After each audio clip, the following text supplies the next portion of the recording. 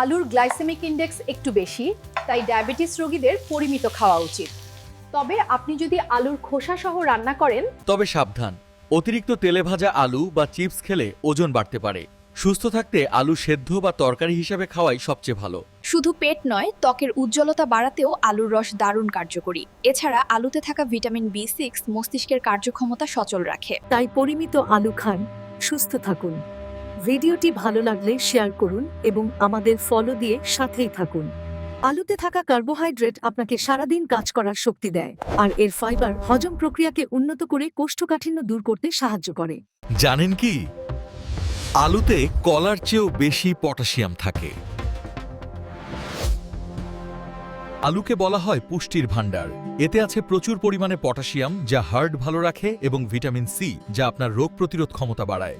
আমরা প্রতিদিন আলু খাই, কিন্তু আপনি কি জানেন এই সাধারণ আলু আপনার শরীরে কি কি পরিবর্তন আনে? চলুন জেনে নেই।